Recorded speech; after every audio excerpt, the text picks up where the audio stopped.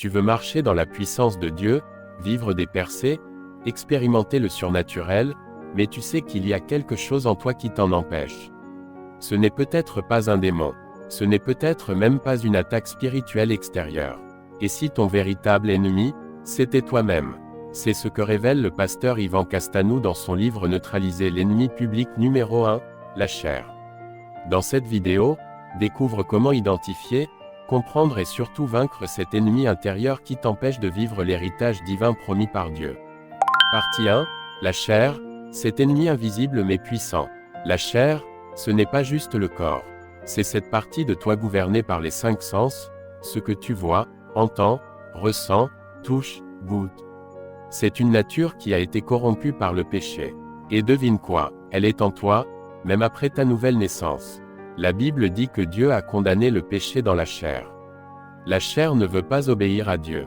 Elle veut faire l'inverse car c'est sa nature, elle a des désirs contraires à l'esprit régénéré. Elle rejette la patience, la pureté, l'amour, la maîtrise de soi. Elle est impulsive, orgueilleuse, jalouse, impudique, colérique.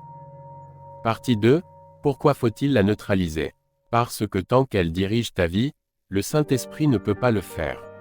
Et si ce n'est pas l'Esprit qui conduit ta vie, tu ne peux pas mûrir spirituellement. Tu restes bloqué, limité, charnel. Tu es sauvé, mais peu utile dans le royaume de Dieu. La chair devient donc le meilleur allié du diable pour saboter ta destinée. Et comme une 5e colonne, elle agit de l'intérieur, en infiltrant ton âme, ton cœur, ta volonté. Partie 3, comment neutraliser la chair?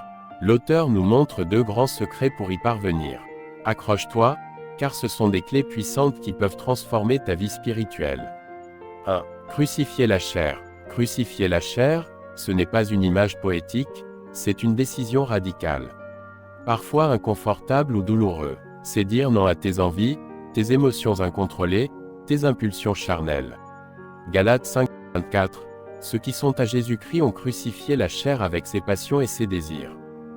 Cela implique renoncer à la vengeance même quand tu as été blessé. Choisir le pardon quand tout en toi veut haïr. Fermer les yeux sur la tentation visuelle.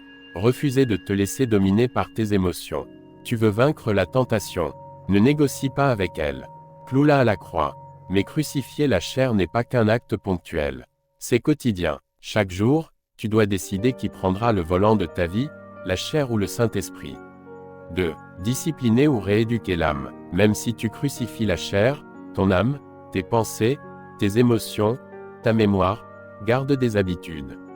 Et si tu ne les changes pas, tu risques de retourner à tes anciennes voies. C'est pourquoi ton âme doit être rééduquée. Elle doit apprendre une nouvelle façon de penser, une nouvelle façon de réagir. Comment? En te nourrissant régulièrement de la parole de Dieu. En méditant, déclarant et obéissant à la vérité biblique. En exposant ton âme à la présence de Dieu.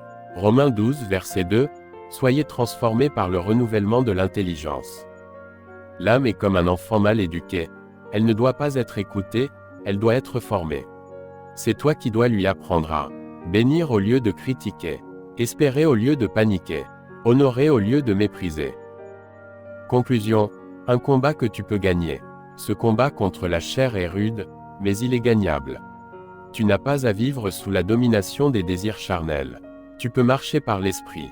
Tu peux être un fils ou une fille mature. Tu peux entrer dans ton héritage, manifester la gloire de Dieu, faire des œuvres puissantes, vivre l'extraordinaire divin. Mais tout commence par un choix radical. Neutraliser la chair. Si cette vidéo t'a été utile, like, abonne-toi, et partage-la avec quelqu'un qui a besoin de cette vérité. À bientôt dans une prochaine vidéo.